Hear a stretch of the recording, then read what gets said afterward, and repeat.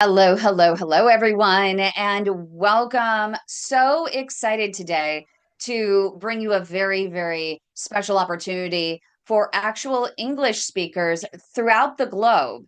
And we have our Global PAD Association Global Luminary of the Year, Dr. Thanos Saratzis from Leicester, England, who is one of the top researchers for peripheral artery disease in the world. Now, for those of you who are just tuning in and might have found this just by accident, peripheral artery disease is a disease more prevalent and deadlier than breast cancer, colon cancer, and prostate cancer combined.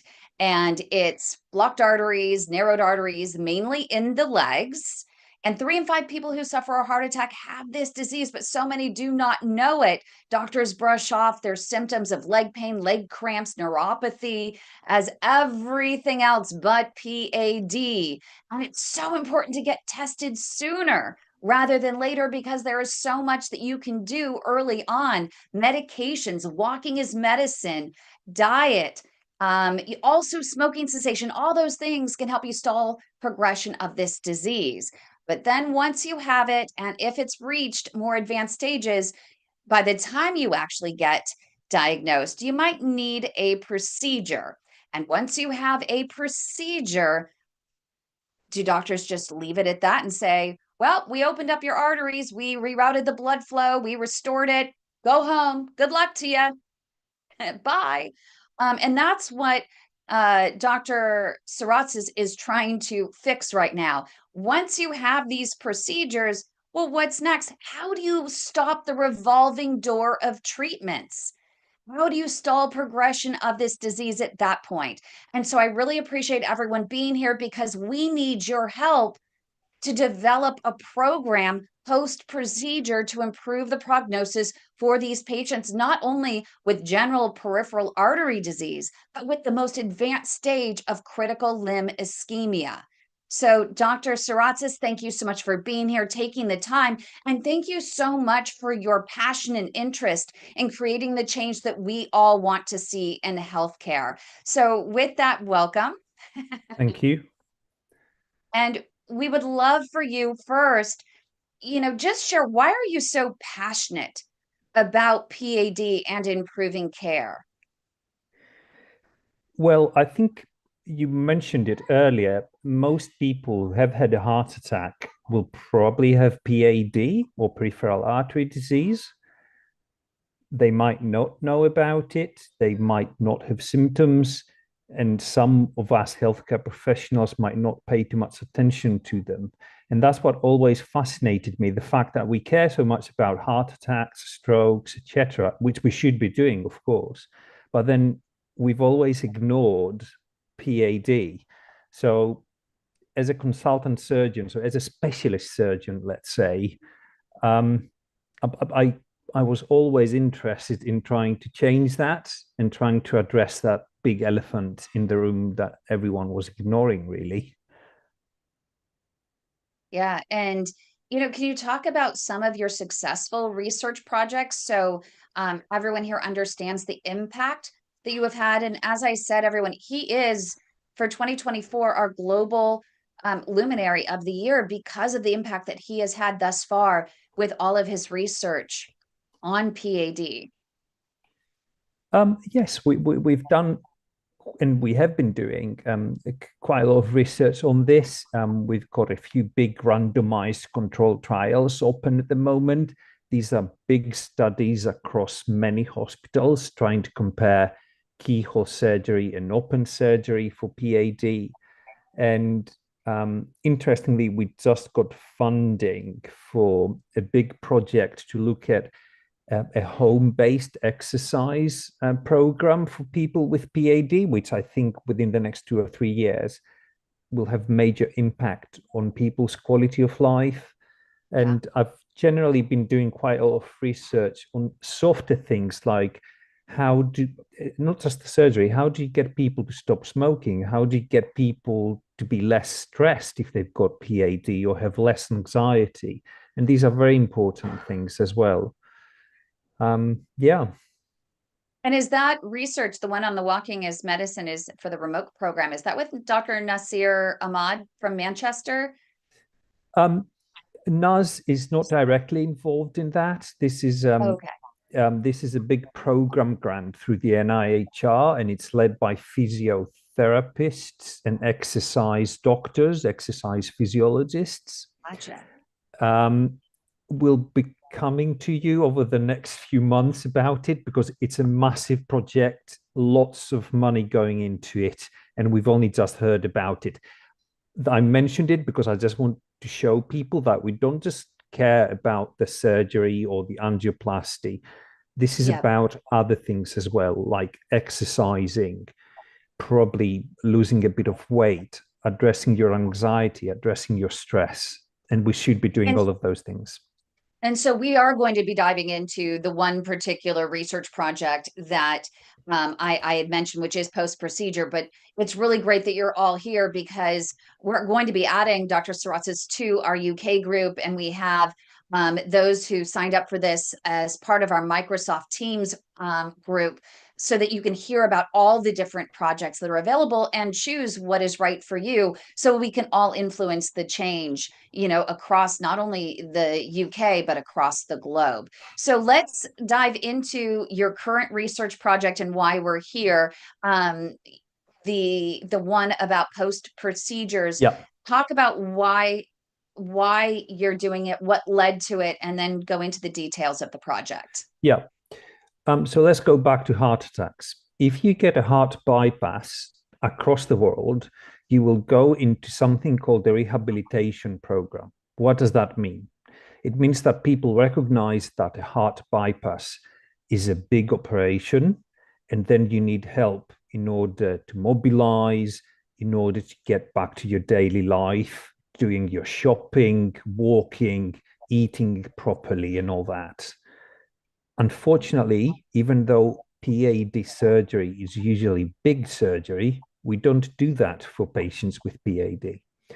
So, what we think is really important is to try and develop some form of rehabilitation program for those patients who have got blocked leg arteries and then undergo procedures for those blocked leg arteries so that they can get back to their normal lifestyle. And that's not very easy because obviously patients with PAD are very different to patients who had a heart bypass or patients who have surgery for their tummy problems.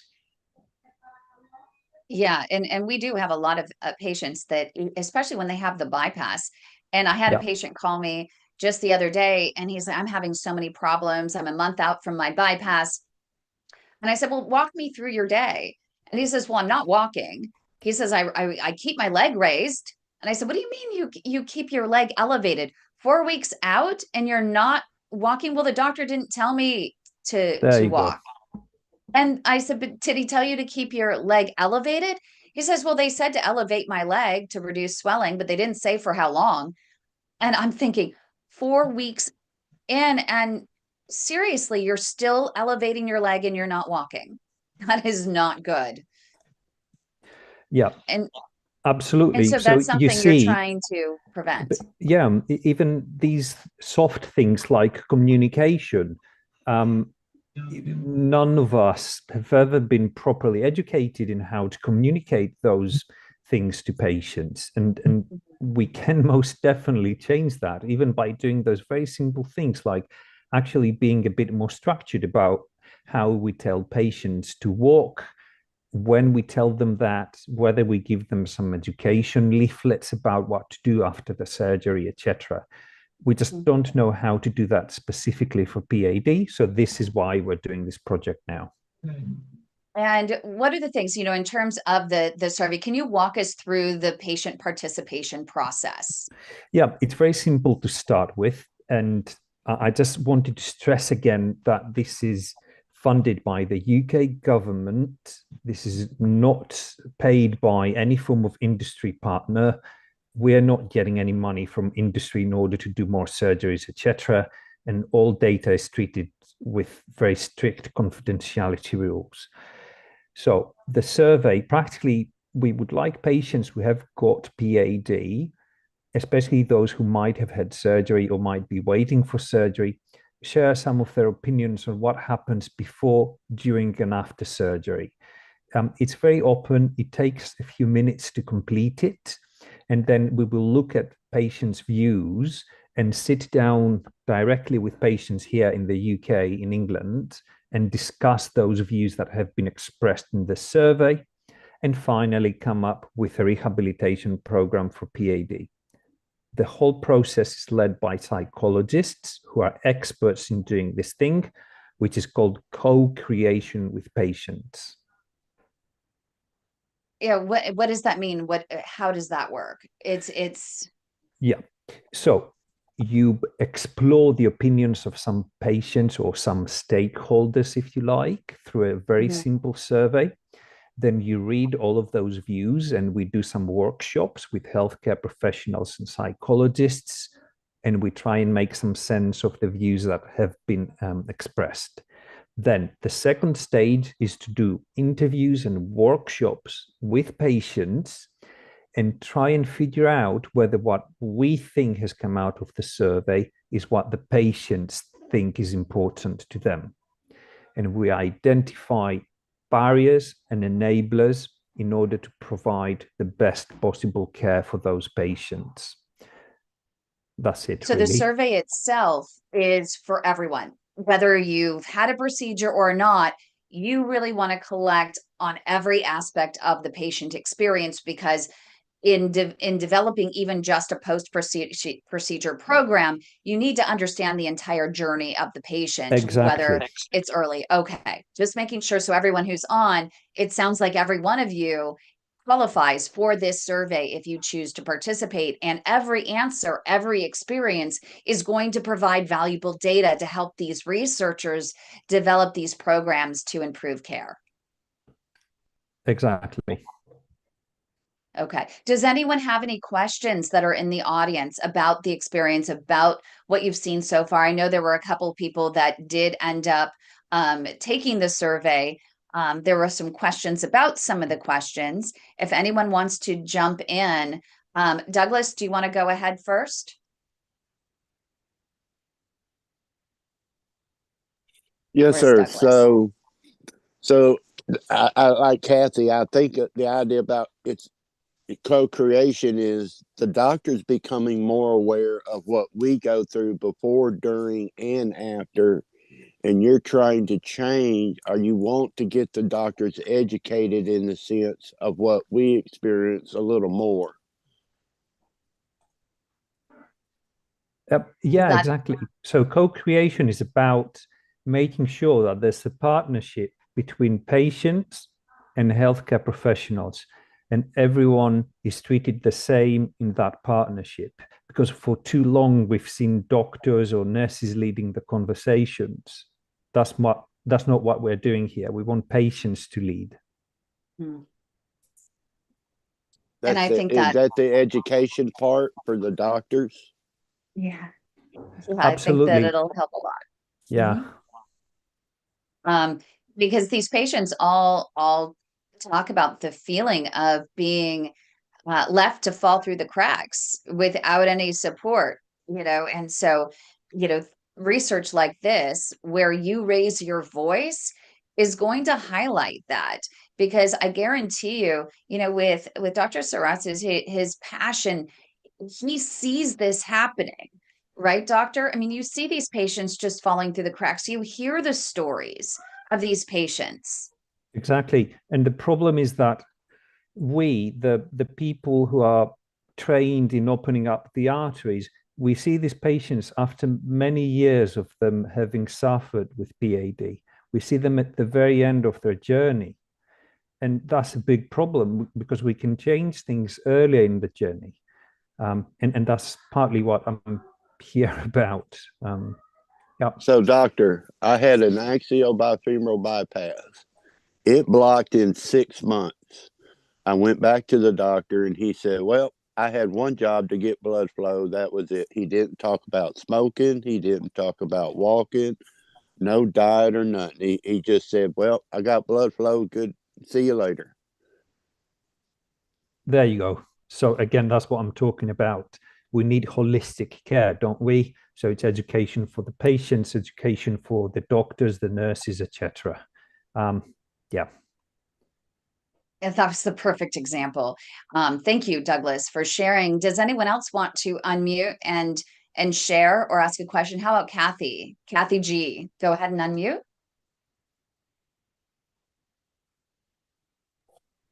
Where is she? There she is. I've been living with this for at least 18 years. It must actually be 29 years. I've never at any point had any help with walking or any particular advice of any description. I've been through cardio rehab 4 times, and it's been incredibly helpful, and I've learned more than that. So it's great that something's happening, and I think it's happening in the right order. But it's important, I think, that we get in there at the beginning, at the diagnosis, the people that are being diagnosed now, not necessarily needing a procedure, but just being told to go away and walk.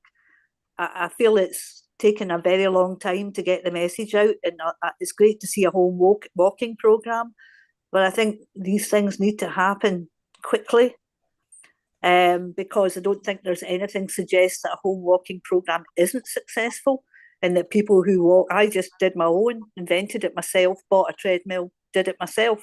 There was nobody to tell me how to do it. I just worked it out.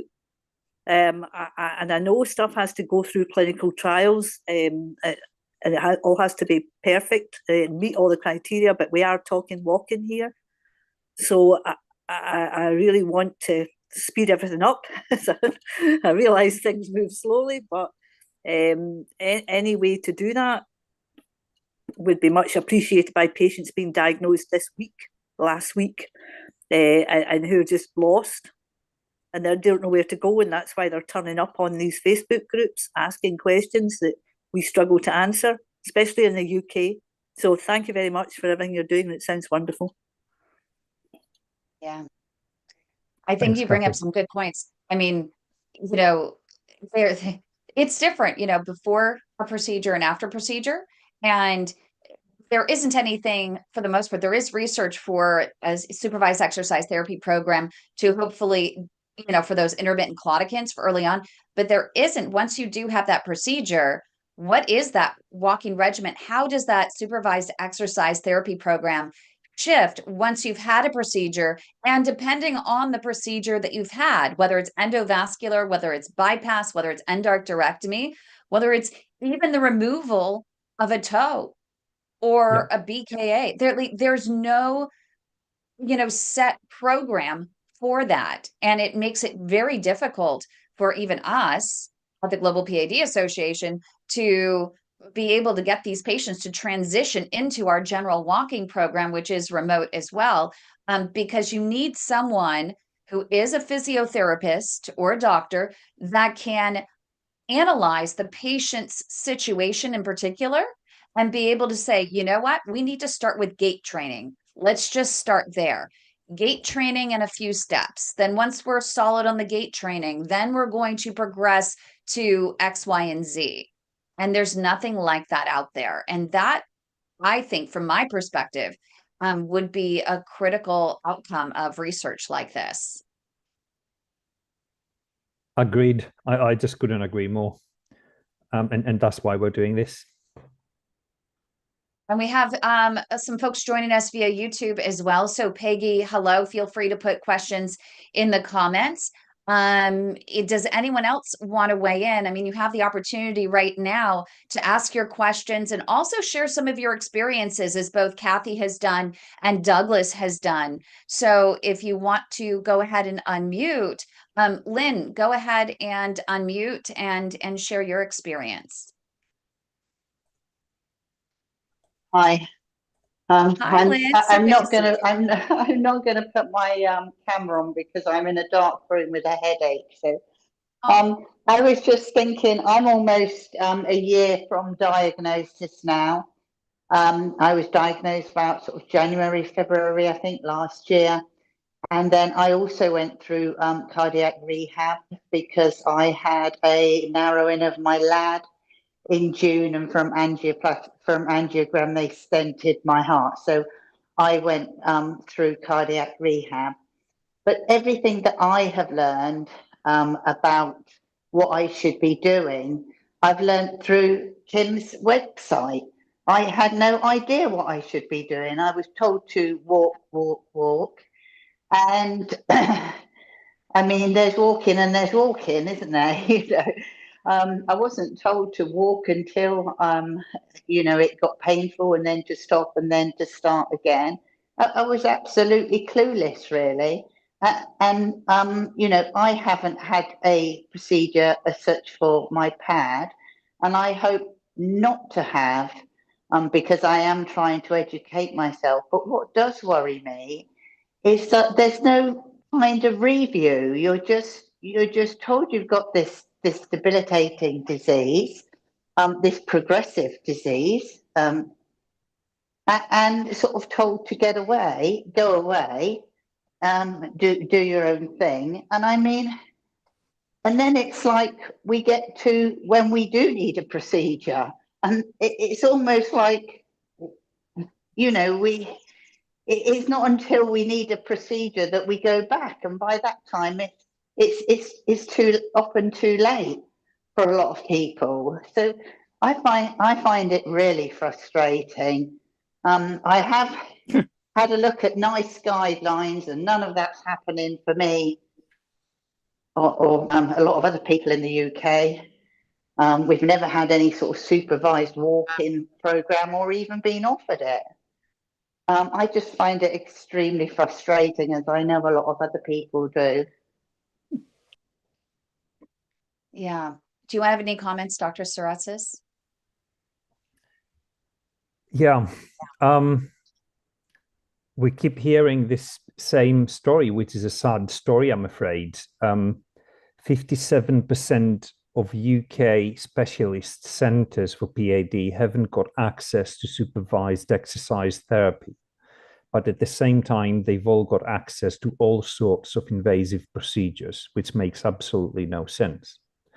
No centres in the UK have got access to rehabilitation specifically for PAD.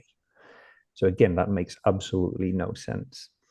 I think we heard from Kathy earlier from Scotland, I believe, who's already been through cardiac rehab twice. The reason why we do that in the UK is because, believe it or not, it is easier to send a patient with PAD for cardiac rehabilitation rather than find a supervised exercise program, which again is bonkers. So that's what we're trying to achieve here. Try and figure out a simple rehabilitation program for PAD that is going to help patients get better after angioplasties, etc. And I'm very sorry that so many patients are failed really by the system, but we do have to change it at some point. And I want to get to, is that B? Yeah, can I? Yes, I was going to get to, yes, B, and then we'll get Marcia, and then I think we had another question from who was it? Joanne. So we'll go in that order. Go ahead, B. Thank you. I'm here for my husband. He's done pulmonary rehab 2 or 3 times. So I think the benefit of a PAD rehab would be fantastic. But can we remember, though, that not everybody can walk? And John had his leg amputated in July. So he isn't able to walk. So exercises that help with his other leg would be useful for him. And I know the collateral is important.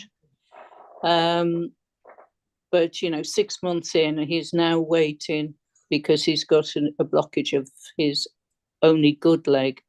And we need help wherever we are in this stage. Thank you, B. That's really important. And we're not just talking about walking here, and that's paramount. And again, that's why we need a program of rehabilitation specifically for this group of people. And can I just say one thing? If you get a total hip replacement, there are rehabilitation programs for you that do not involve walking for a number of weeks. Why can't we do the same for PAD? Yeah. Yes. Yeah. Yeah. Thank you. Yep, exactly. And I'm curious, Dr. Saratzis, one of the things in terms of post-procedure that would be great to be taken into consideration is the use of medications and whether or not one medication might be more appropriate or the other, but to understand, for example, Dr. Anita Duwa here in the States is doing additional research on the effectiveness of certain antiplatelets in combination with cholesterol drugs.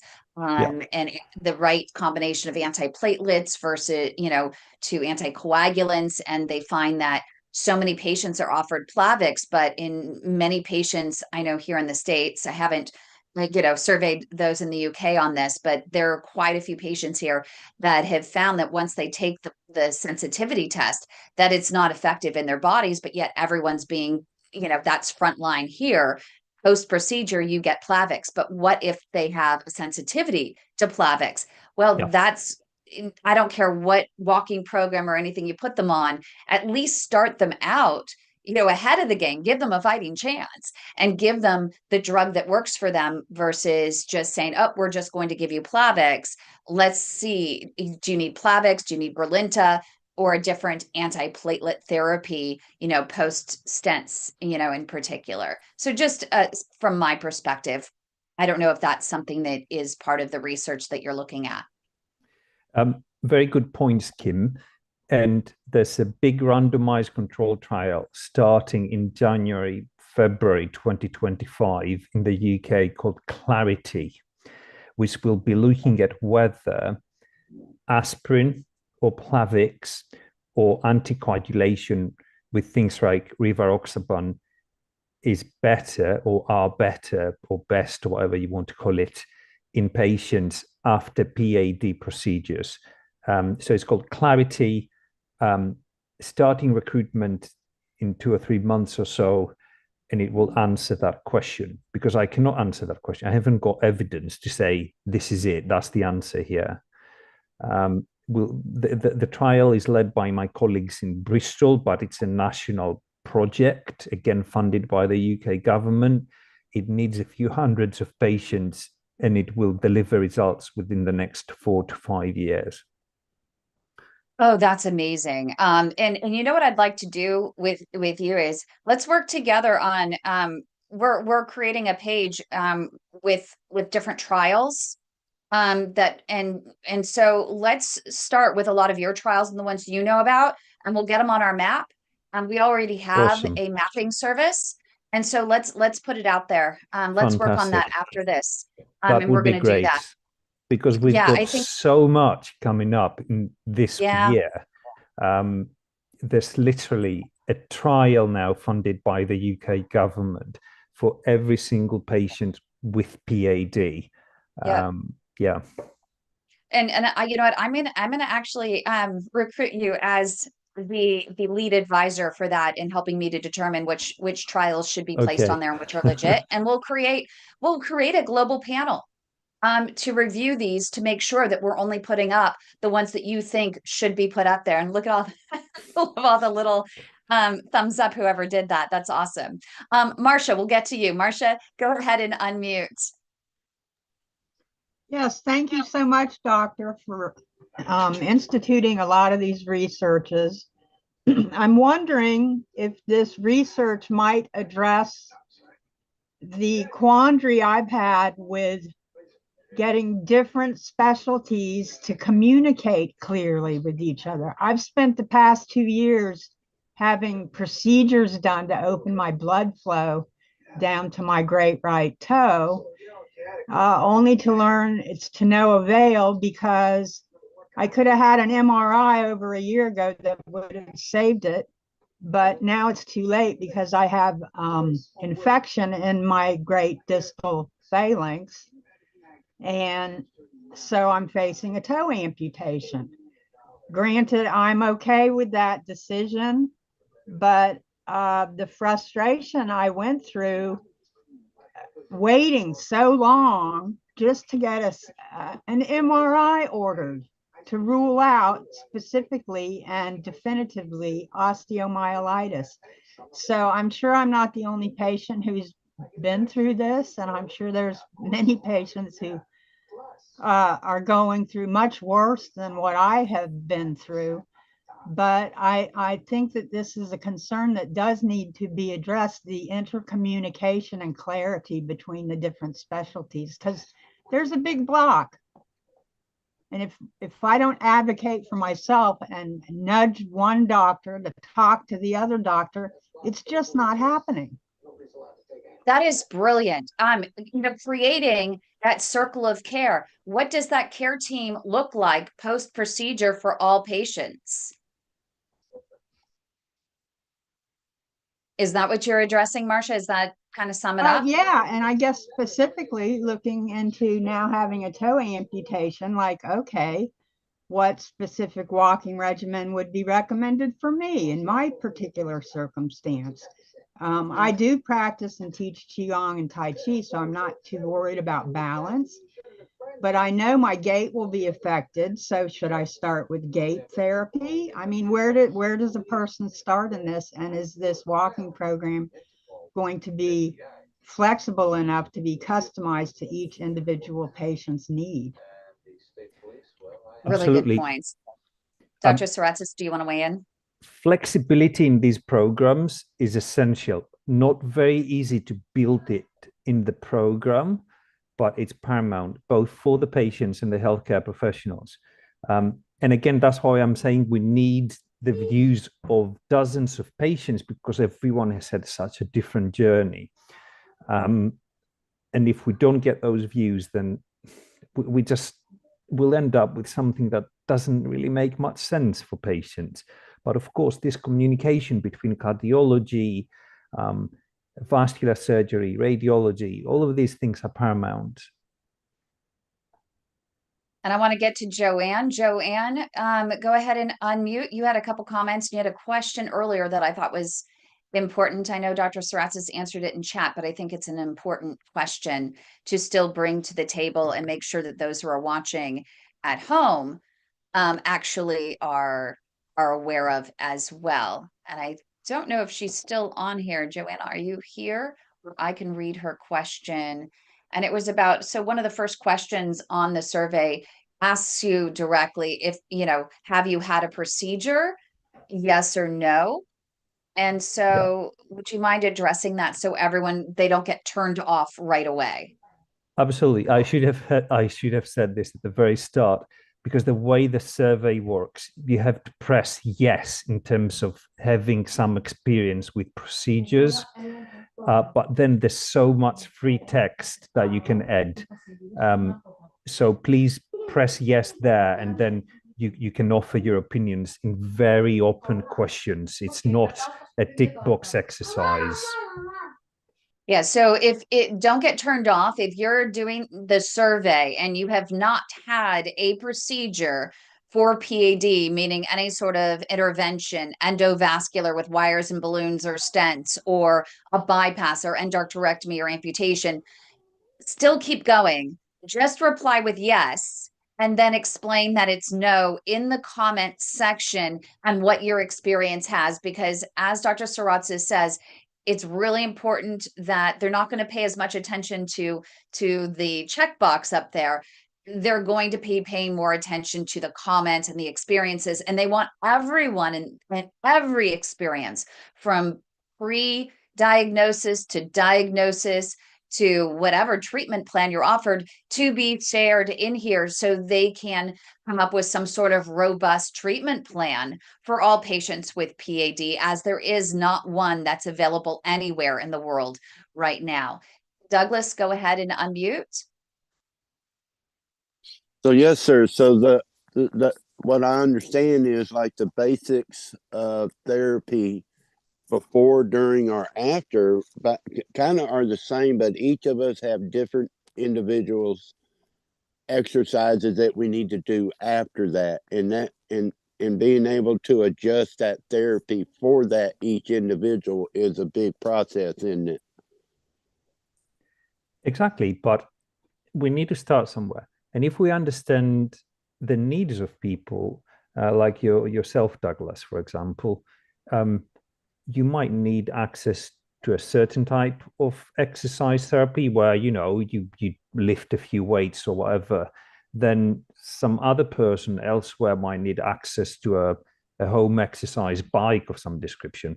So at least we need to start by understanding the types of exercise that people enjoy or need access to, and then we can work with that in order to try and deliver it in a structured manner. And that exercise, what I've understood is, like, we have people here in the States, and I'm sure over there also, that when it's snowing, it's hard to walk. What kind of exercise do you do indoors? Absolutely. I mean, like B was saying, for those that have, unfortunately, amputations, what type of exercises do they really need to keep that ability in that leg? Is it paper plates? I use paper plates on my floor in my trailer when I can't walk to move my feet back and forth. And it's just that whole point about the exercise and the regimen we need, right? And that's where I Exactly. think it's, yeah, Dr. Saratzis, Douglas brings up such an important point. And I can get you this data because I hear it and I've been documenting it for 5 years.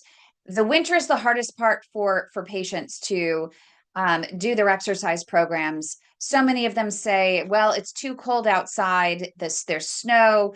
I can't sit there and walk around my really small studio apartment. I'm going around the couch. Like, how do you maintain that motivation? Yes, keeping your legs should be the motivation, but man, how boring is it to just walk around, walk around the clock, just walk around the couch? That it's so boring. And it's tough to get up to a certain speed to trigger that claudication, which is really necessary in order to really accelerate the growth of those collateral vessels.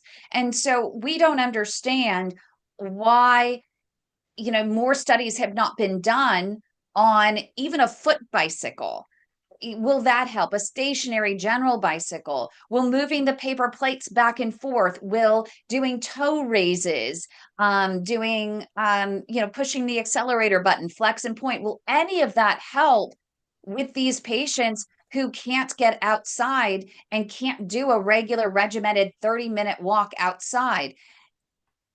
That's really important for these patients, to offer them options. We keep saying walk, walk, walk. Well, they come back at us and say, well, why can't we do our bicycles? Why can't we do the pool and do walking in the water? We need some tangible research to be able to show these patients if it doesn't work, why it doesn't work, or wait a minute, can it work? And I think that would be an important component to this research, to not just say, okay, we're just going to focus on walking, but maybe it also, one of the outcomes of it is, hey, we need to do more research on these foot bicycles, especially for those people who have wounds that won't heal and they're in offloaders and they can't really get up to a pace where they're triggering claudication. And they're told they're not supposed to walk great distances with these wounds until they heal, especially the ones in CLI, advanced CLI. Yep.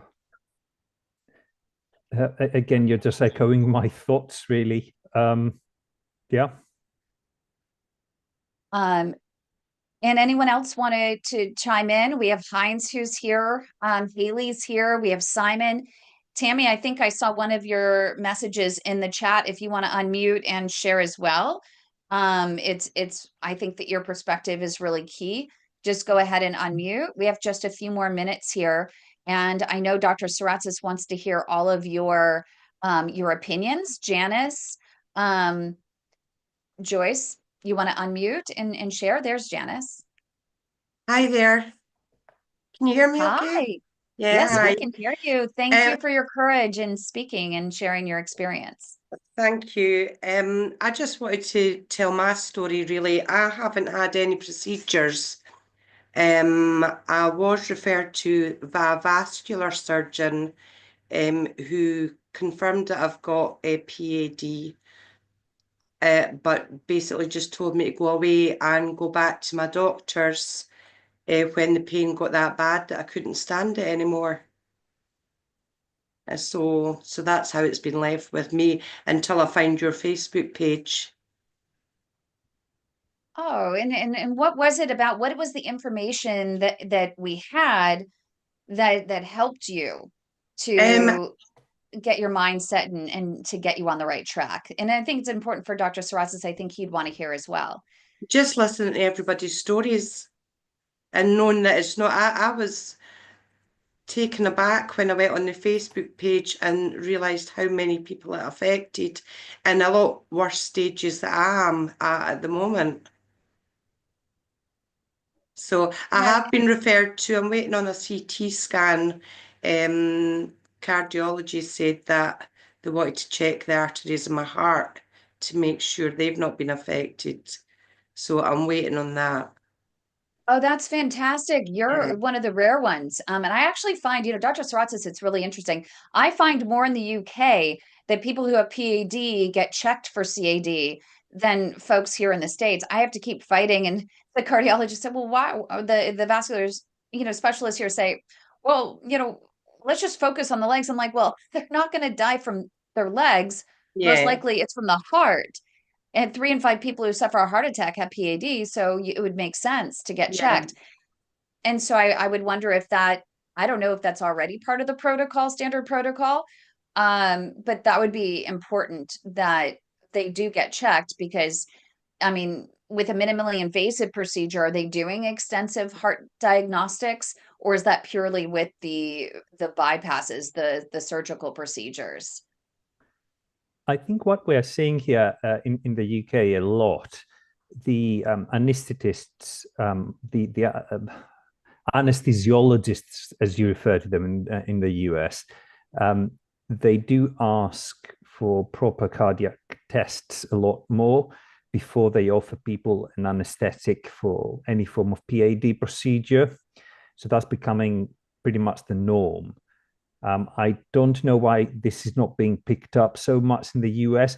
From various conversations and conferences, I understand there are issues with health insurance and whether patients are covered for various other tests. We've only got the one provider here, which is the NHS, and everyone's got free health cover. So it's a bit easier to ask for all of those additional tests here in the UK. That might have something to do with it. That's the only thing. Yeah, no, I think that's probably the truth. And one good thing is United Healthcare shareholders just came out and said, hey, you know what, all these millions of denials that you are doing with these patients here in the US of procedures. Imagine having you being a doctor and sitting with this patient and having an insurance company that has a pediatrician or a gynecologist actually second guessing you as a vascular or a specialist or cardiologist. That's what's actually happening here. And it's disconcerting. And yes, there are a few bad seeds that take advantage of reimbursement, but that's where the federal government comes in and, gets on those people. Okay, great. Let them do their job. They are doing their job. Yeah. Report them. Don't include them in your insurance coverage if you think that they're a bad seed, but don't make the patients, pay for it. But the good news is that the shareholders of United Healthcare in particular are coming back and saying, hey, we want you to prove that your denials are actually improving the care of patients and improving their outcomes. So that'll be interesting just for those who are following that saga here in the United States. I just saw that today. But putting that as part of the protocols and having that as evidence-based would, I think, make a difference for maybe, not only in England, but across the globe, so that more of these patients, oh, you've been diagnosed with PAD, let's automatically get your heart checked as well. Yeah. And is it a PET scan, a PET scan? Is it, an echocardiogram? Like, what should those diagnostics be? Not just an EKG, but something a little bit more to make sure that those arteries are not clogged up and that they can actually withstand that once you do the procedure, that once they start accelerating their pace and raising that heart rate again, which they likely have not done in a while, that their heart is going to support it. Because I have had 2 patients, unfortunately, they ended up with endovascular procedures on their legs. They went in, even one went in for a stress test and actually died in the parking lot on the way out with a clean stress test. And the other one went in for an EKG, and the doctor's like, your ticker's fine, you know, whatever. Walked out and got home and died of a massive heart attack at home. I see. And so, you know, that's really, really important, you know, for these patients. And Janice, do you have another question? Yeah, I just wanted to say, I think certainly from the UK side, the survey hopefully will start, you know, helping. And like, I didn't know till I came on your Facebook page how important walking was. Yeah. Yeah, you know, there was no information given to me at all for that. So yeah, exactly. And not just the fact that walking, you know, some of the doctors will tell you to go home and walk, but they don't tell you how to walk yes, effectively. And that's something that we do, is we have an entire instructional series on how do you walk effectively, or most effectively, to maximize your collateral vessel growth. And we do have Dr. Chris Seenan, who's a physiotherapist from Scotland, that comes on every Wednesday to answer questions about that. And maybe Dr. Saratzis, you might want to join one of those sessions to team up with him and ask the questions, because during that, a lot of patients are sharing their experience with walking programs and lack thereof. And it's every Wednesday at this exact same time. I wanted to jump to Marcia, though. Marcia just completed the survey. Marcia, would you mind sharing your experience with the survey and what that was like? So for others who have not taken the survey, can understand what the process is like, the initial process or the initial foray into this research. Is she still here? There she is, Marcia Burr. Maybe she walked away for a second. Marcia, do you want to unmute? Maybe we'll come back to her. She might have walked away for a second. Douglas, go ahead. Yes, doctor. I'll go back to what Kim was saying. Have you noticed a big difference between the UK and Australia and like here in the States in the care of PAD and how it's adjusted because we hear, you know, it's easy to get stuff here done than what we hear it is like in Canada. Then we like having the wait period in the UK is different than it is here. Have you seen a big difference in that? And hopefully this survey will help correct some of that, won't it? Yeah, absolutely. I mean, it would be strange not to see differences between countries. Let's look at London. There's differences between North and South London, and that's a city, you know. It would be insane if there weren't differences in how we treat PAD amongst different healthcare systems. But if you look at it in a different way, what we're doing here is trying to open arteries, right? And then care for people before and after opening their arteries. So it's not rocket science, is it? We're trying to get more blood to the legs. And that's universal for every human being across the planet if they've got PAD. So indeed, there should be some more alignment amongst those healthcare systems. And hopefully we'll try and do that through this survey and then through the work that we're doing with the co-creation process. And then gradually we'll start reaching out to places like New Zealand, Australia, the US, because end of the day, we all speak the same language, don't we? Yeah, that's it. And Tammy, who's here, I'm not sure if she wants to come on live, but I do have her statement here. She says, in the UK, there is no aftercare at all, which is to your point, Dr. Saratzis. She had an aortobifemoral bypass a year ago. She's had no follow-up after her 12-week discharge with the surgeon. And her comment is she thinks more regular checkups should be done, as it's left to the patient to say, I'm getting worse. And then a referral is made 6 weeks later. If you are even lucky, you get to see a vascular doctor. She thinks that more regular checkups should be included in post-procedural protocol versus a surgeon discharging a patient from their care back to a primary care physician that doesn't have the experience in managing PAD. And when they do have a problem, they have to go through the process of getting that referral back to the vascular surgeon, prove that they're in need of seeing the vascular surgeon, and then they get on the appointment schedule or the waiting list to get an appointment. We have one patient that waited from June clear up to December of this year to even get scheduled for her procedure, which is now scheduled for next June. And she is just home suffering. She can't even get out of her house. She's suffering so badly, from this pain. And so, we need, a better system there as well, is what Tammy's alluding to. Not just pre-procedure, but, post-procedure versus just saying, well, I did my procedure, goodbye. No follow-ups, you're discharged. It's over. Yeah, but all of these are very good points. But how do we actually implement that and those more frequent checks after the surgery? Yep. This is the question here. And final thing to say about the pre-procedure here in the UK, we've had something called the PAD-QIF, Quality Improvement Framework in the UK for about 2.5 years now.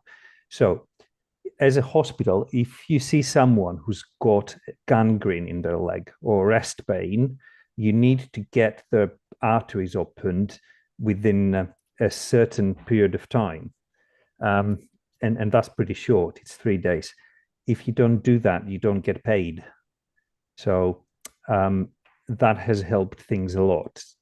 It's an incentive to get the doctors treating patients in a more streamlined way. Oh, if you have any documentation of that we can share in that group. I don't think that people in our group, it's definitely not happening in some instances. And it might be in the smaller communities, community hospitals in the more rural areas. But if it's a UK wide thing, then that's really important for patients to know and be able to cite it, because it is possible that even those community hospitals don't know. And I want to turn our attention to our YouTube channel. And one of the comments, Peggy, she said she was scheduled to have her first PAD procedure and had to meet with the anesthesiologist prior to, and asked if there was any heart discomfort. And after I said yes, referral to the cardiologist, 3 stents put in. So that's a really important point that we were talking about earlier, that everyone who has PAD should make sure that they get an immediate referral to a cardiologist for proper diagnostics. Now, what those diagnostics are is yet to be determined, but that's, something. Thank you so much, Peggy, for sharing that as well. Oh, thank you. You put the link in here. And maybe Joshua, our YouTube producer, if you don't mind taking that link that he just put in there as well for the quality improvement program over there in the UK, and share that on YouTube. I think that would be helpful for some of that. And, of course, Marcia is adding here in the chat with PAD. Of course, time is of the essence, and follow up with other specialties is in fact crucial. But Marcia, we were trying to get your attention a little earlier. You said that you took the survey. Are you available now just to share the experience of taking that survey? So for those who haven't taken it yet, understand what it's like, and know that it's not brain surgery.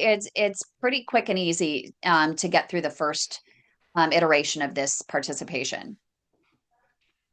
Yes, I actually was multitasking, and I took the survey while I was listening, and it only took me about 5 minutes, honestly. And what I appreciated about it was it wasn't check off, yes, no, or a series of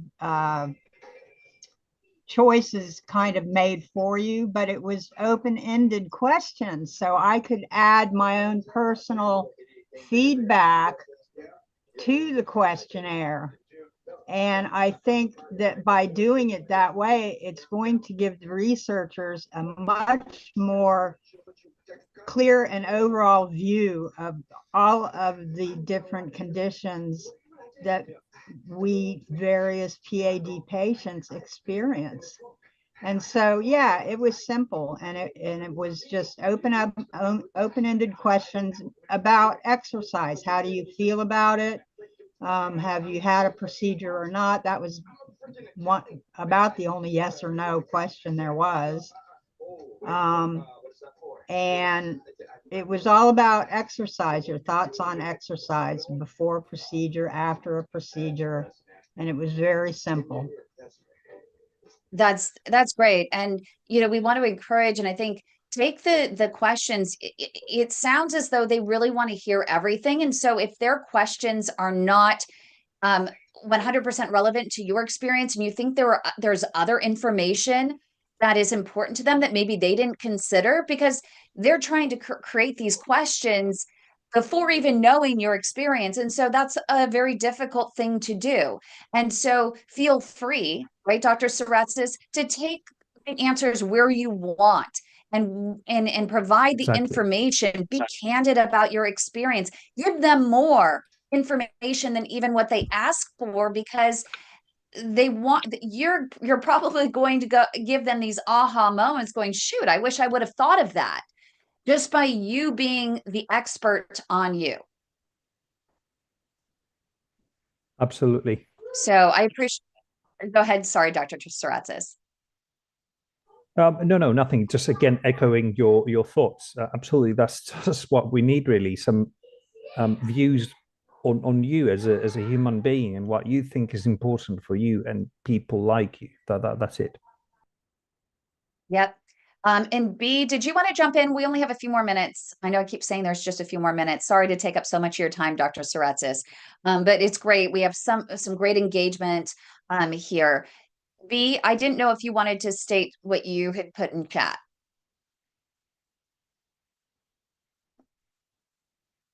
Here, I'll go ahead, and if you want to unmute, or else I can share it if you want. Right, yes. It was just when the doctor said about 3 days. As I said earlier, my husband only has one leg.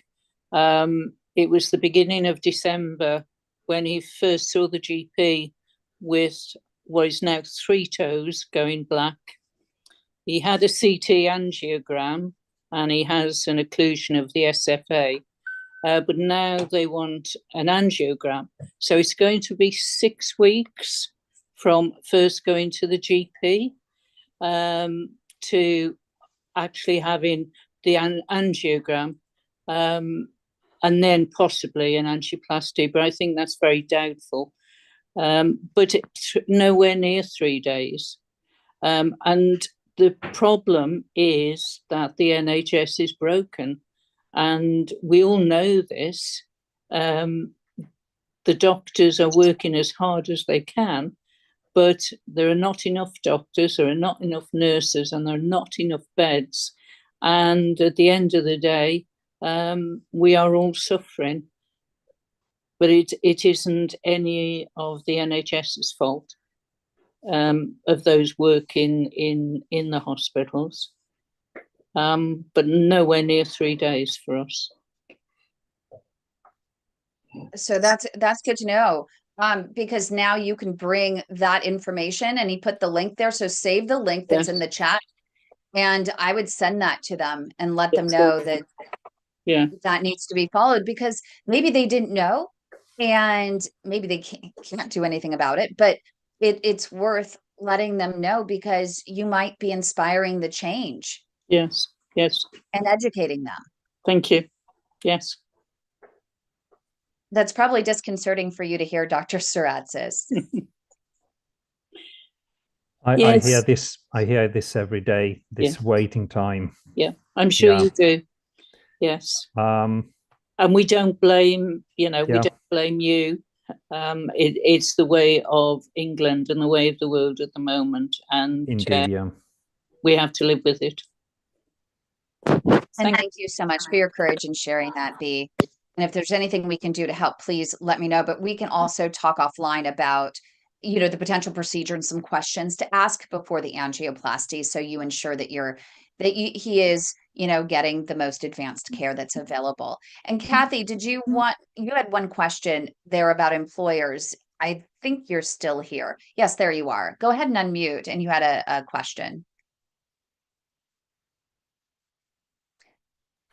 Hi there. No, I just was interested in this because the doctor seems to be on top of all the research.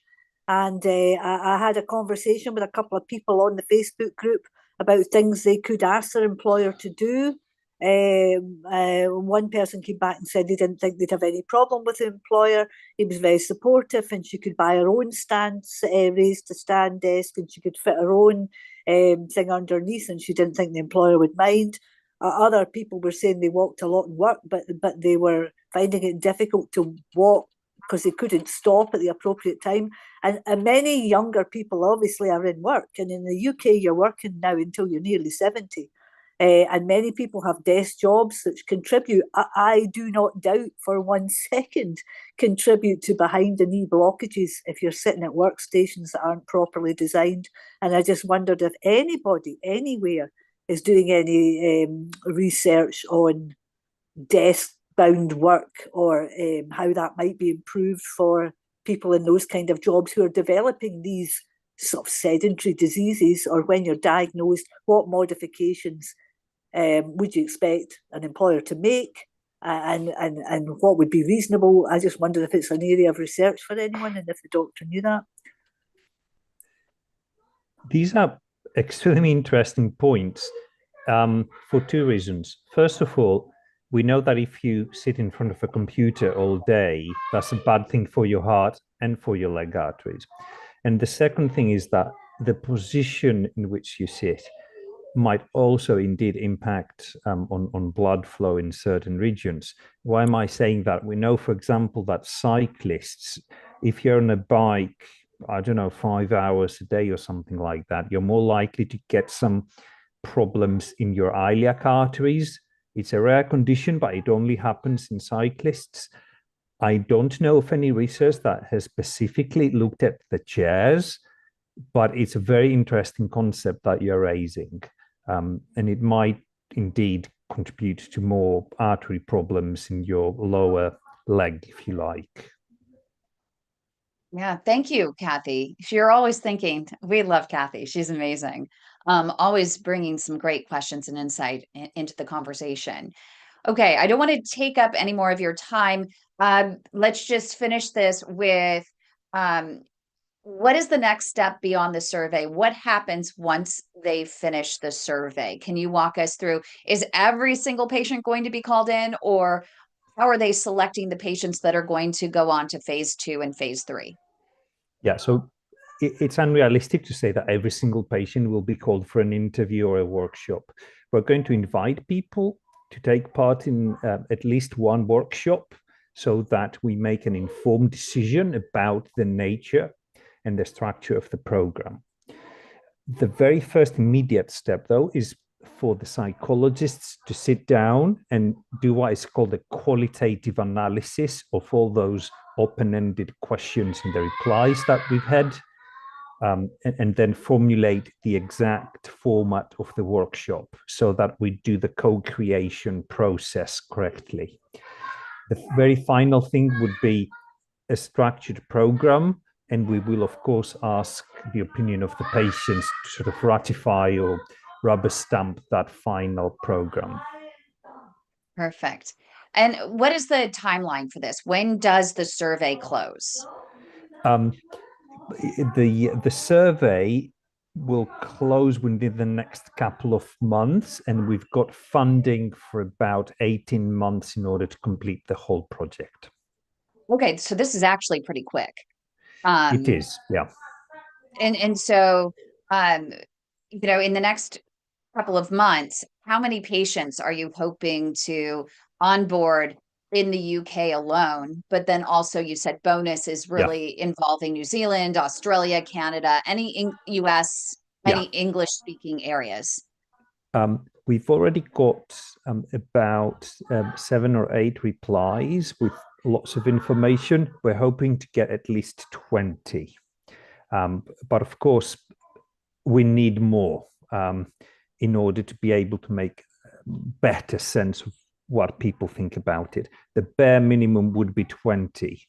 I think you're going to get a few more than that. Excellent. I think even just from this, I mean, you had, 18 people that were on this. There were 20 plus, but, including you and me. And but oh my goodness. Yeah, no, we'll probably far exceed that, especially in the next couple months with us pushing it out there. One of the things that I'd like to offer as well, we would love to have you come on again with even some psychologists, even if it's not formal, and have an informal discussion that might also help, further that research with some of the, like what we're doing today, if that's even possible. We'd love to, because I think that this is really important information and an important discussion overall. Absolutely. Well, we can most definitely facilitate that. And so I think that our producer, Josh, has jumped off here, but if you do have any questions about this, you can go ahead and email info, INFO, at padhelp.org, INFO at padhelp.org. And we will get the questions to Dr. Saratzis and his team. If you have any questions, if you have any concerns, you want any updates, just go ahead and email, and I will make sure that that information gets there. You can also email us at that email, info@padhelp.org, and we can get that survey sent off to you as well, so that you can participate and help to influence the change and create the change that we all want to see with PAD care across the globe. So thank you everyone for joining us. Thank you, Dr. Saratzis, for all you do. We appreciate you. And thank you for all of you PAD warriors around the world that joined us today, particularly those in the UK. We appreciate your courage. Every single opportunity that you took to share your stories is really helping to inspire so much change in PAD care and will help so many people. So thank you so much, everyone, for being here.